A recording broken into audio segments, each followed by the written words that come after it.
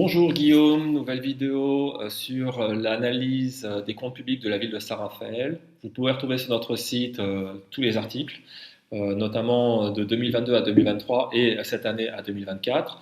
Et notamment cet article qu'on avait posté sur le fait que la ville de Saint-Raphaël a le bonnet d'âne est la ville la plus endettée de la Côte d'Azur et probablement même de France, avec 69,1 ans de délai de désendettement.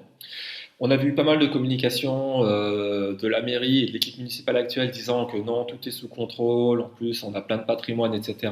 Donc tout va bien. Mais là, on va quand même vous donner un peu plus d'informations parce que ce qui est important, c'est pas de donner des informations, c'est de se comparer une commune par rapport aux autres communes et notamment de la même strate.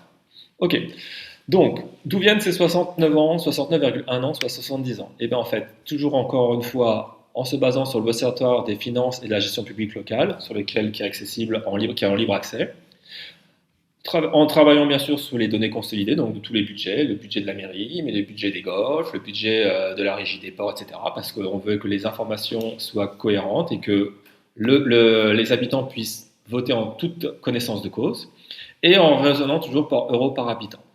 Donc si vous descendez, donc ça part de 2017 à 2024, et donc, en gros, l'encours de la dette, donc c'est le nombre d'euros par euro par habitant. Donc, grosso modo, l'encours de la dette en 2017 était à 2180 euros par habitant. Et là, maintenant, on est à 2234 euros par habitant. Donc, on a eu, hein, il y avait une petite baisse, etc. Et puis, depuis 2022, avec le rachat du Golfe et à partir de 2024, les premières tranches pour le rachat du musée MIFS France, on voit qu'on est à 2234.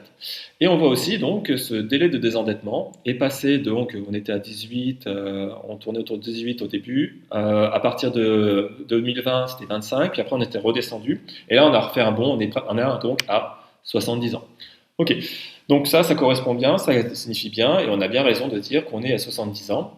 Et les 2234 euros par habitant, on va se baser par rapport. Alors là, ce qui est bien, c'est qu'il y a eu une communication, donc toujours accessible, de cet observatoire, qui fait un zoom sur les finances des communes et interco en 2024 et qui donne un éclairage. Et si on va sur les encours de dette des communes par strate démographique, donc ce que dit souvent la mairie, c'est que non, mais Saint-Raphaël, c'est pas 36 000 habitants, il faut se comparer donc avec des villes qui sont, et ils ont raison, entre 50 000 et 100 000 habitants, parce qu'on double notre population l'été.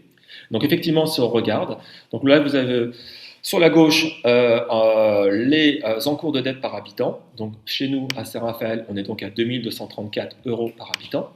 Et si on regarde donc en 2018, pour 50 000 à 99 000, c'était aux alentours de 1400. Et en 2024, on est un peu en dessous, on va dire 1300 et quelques. Donc là, ce que ça veut dire, c'est que si les communes des strates, la moyenne des communes de 50 000 à 100 000 habitants sont autour de 1400, nous, à Saint-Raphaël, on est à 2234.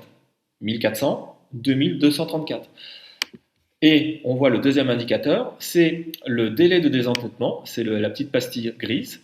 Et là, on peut voir pareil, la même chose. Donc, on voit pour les communes de 50 000 à 100 000 habitants, on était en 2018 aux alentours de 7 ans. Et là, en 2024, on est plutôt aux alentours, un peu en dessous de 6 ans.